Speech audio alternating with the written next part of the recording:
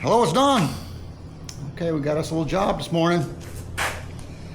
We got a outboard motor here, and you can see it looks just a little funny. If I'm not mistaken, there's supposed to be a Skeg here. Well, I've already cleaned up the paint off of it. Got to weld the Skeg back on. They were backing out of their driveway and didn't put the motor up, broke it off. So they said, hey Don, can you fix that? Yeah, I think I can do that. So I was looking at it, you know, and it broke clean. It didn't bend or anything, so this is nice. I can reuse the Skeg. But as I was looking at it, I was like, boy, it looks different in there. And I think down the line somewhere, this has been broken off before. They bought this boat used. And whoever welded it on didn't bevel it. It was just barely and welded on the outside edges there. So it didn't take much to break it off. I've just cleaned up this side a little bit. You can see that's gonna fit nice. But if I was to just weld that right now, there wouldn't be very much holding it there. You know, you might as well put duct tape on it or a little epoxy glue or something. It just won't stay. So we got a little grinding ahead of us. We're gonna come over here to our workbench, homemade workbench outside. It's a little cooler. It's only 95 degrees today and 500% humidity. So we gotta grind this. Okay, let's clean this up just a little bit better.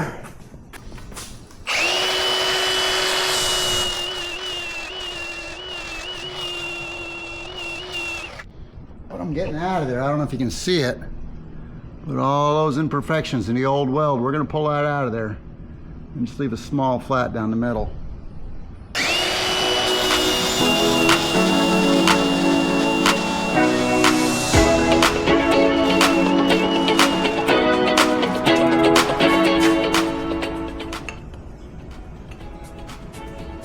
Okay, now see that big bevel we got? You can actually see through to the other side. Once we grind that or weld it, it's gonna be welded straight through from both sides. It'll meet in the middle. There won't be no imperfections in there, no air gap.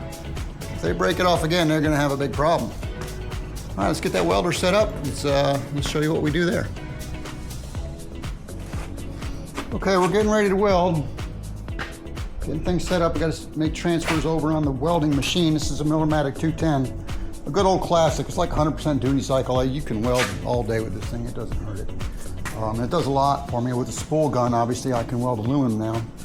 And often people will ask me, hey Don, what setting do you use for this metal or for that metal or for this thickness or that thickness? And I don't think they realize, if you open the lid on most welders, they'll tell you, you know, the thickness of your metal right on down, you know, and what are you welding? Steel, you know, steel for outdoor, stainless steel, in my case, aluminum.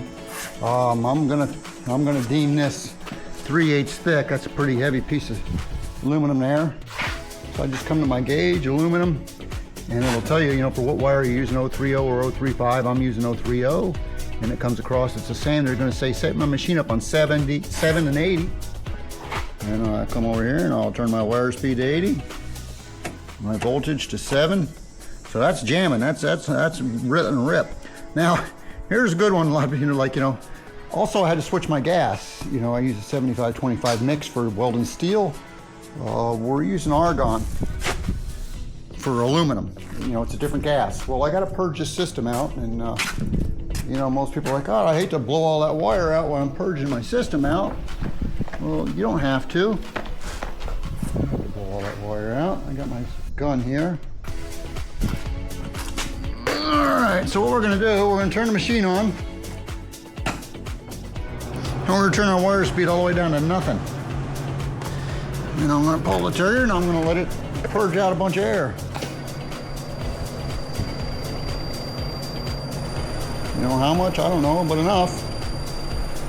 I'm outside here and there's a little bit of breeze, so I want to up my pressure a little bit to make up for it. Looks like I'm running about 15 pounds now. I'm going to take it up to 20.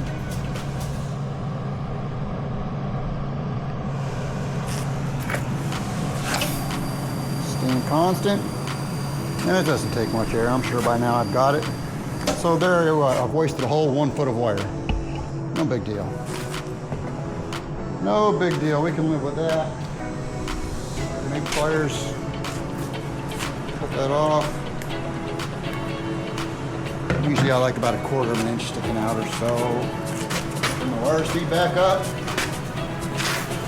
7 and 80. 7 on my voltage, 80 on my speed. That's what we call it the big dog E.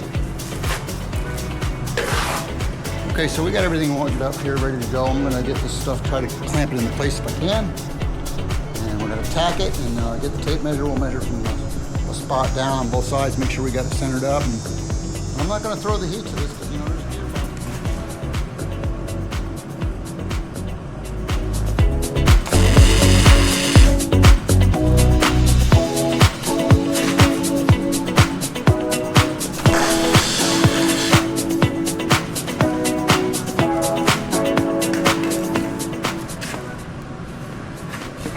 Okay, you can see I just put a quick tack on both sides. If you just weld one side first, when it cools, it'll pull over. It'll make that bend right on around. I'm gonna take this clamp off it now. It's pretty doggone good. I'm gonna go get my tape measure and make sure it is good. From that point. All right, we got it spot on. Let's weld it a little better. Feel the wind gusting up. I'm going to wait just a second.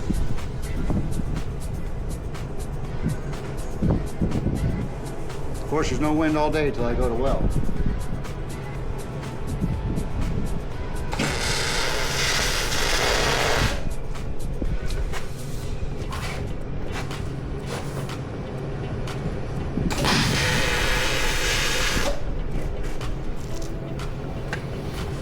Did you hear that popping noise?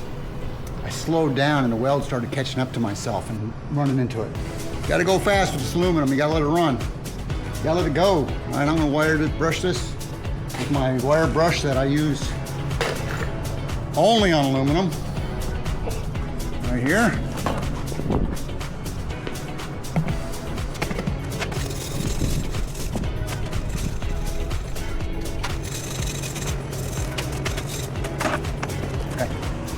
Now that I know it's not going anywhere, I'm going to take my little cutoff wheel. I'm going to cut off that leading point so we can get good welds on the two ends. Now that I know it's not going to move anywhere. I'll be right back.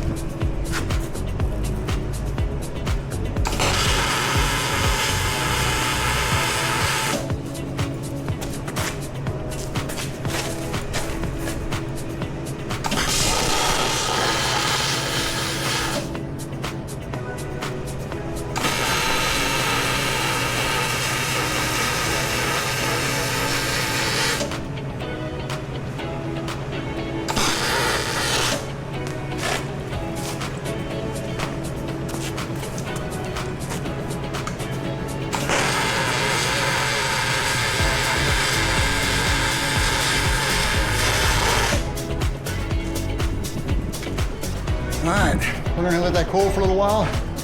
We'll wire brush it all off, look for any little hot spots. I can see I gotta get there at the top. I wanna let it cool some. But you can hear the difference when you're running and going fast enough that it's not popping, it's not overflowing on itself. Then you gotta, I don't know if you saw, I could ground out that one little spot because there was an air bubble in there because the lava flowed over itself and it's not welded in there, it's just in there.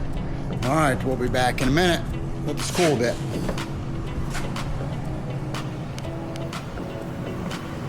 All right, it's good and cool now. Got some brake clean.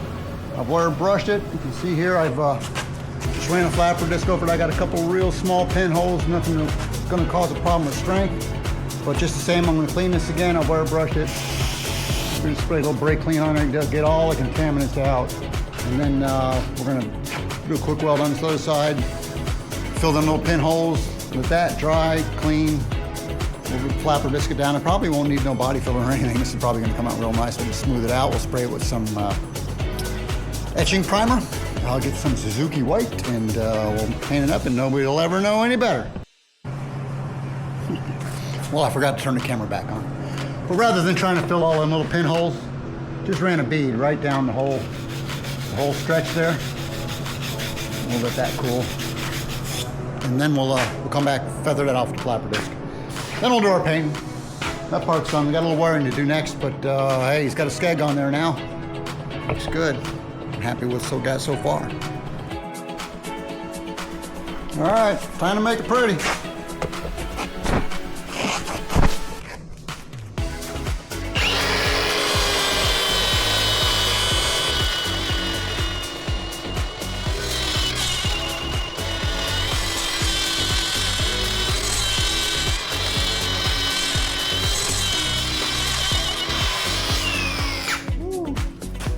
That's nice. After all that, I got one little pinhole right there. You know what? If you ever try to weld a little pinhole, it's like trying to fiberglass in a little pinhole. It don't work. You gotta drill it out with a bit. You gotta make it a cone shape. You got so you can get the weld in there. That's such a little insignificant thing. I'm gonna put a little filler in that before I paint it. It'll be great. All right, we're gonna get the other side cleaned up and we're gonna get it painted. This thing will be, it'll be done back here. Looks good. Okay, almost done. Put a little glazing putty on there just to finish the little small fine holes. We're going to sand that up. That Suzuki white is called Superior White. I don't have it, but I do have some white paint, so that's what they're going to get. I'll take the propeller off there and try not to get too far up past where I'm going. It'll be noticeably different, but at least it'll be white.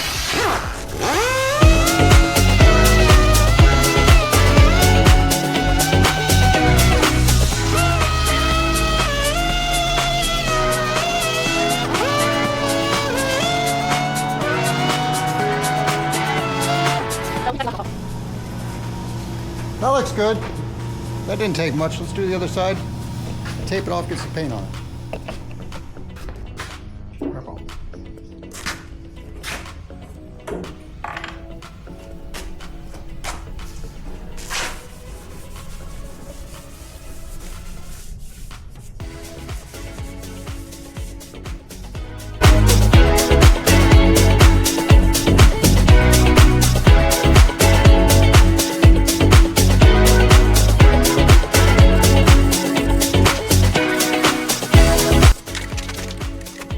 Tape that off, but being as how I have white paint in the Suzuki, so they call it Superior White. It's got a little bit of a yellow tinge to it. This way it'll kind of blend in more to look like a sharp line. Look good when it's done.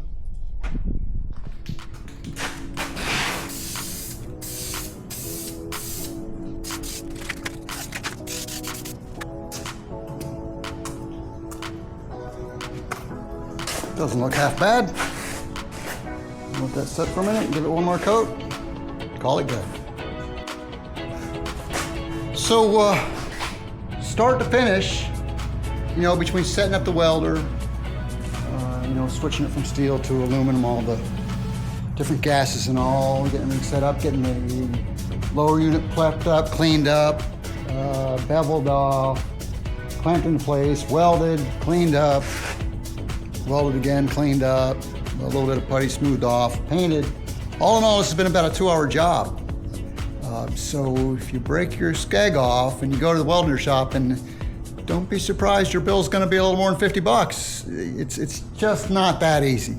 You know, it seems like it, yeah, hold it up there, weld it on, and I'm done. No, to do it right, it's more involved. So anyways, there we go, it's done. I'll put a second coat of white paint on there and it'll look better. If he wants the exact match paint, he can go on Amazon or wherever, his local marina, and he can get some exact Suzuki paint. I had white, that is who we're getting for now. And this job's done. Thanks for joining me. Hope it helped. Have a great day.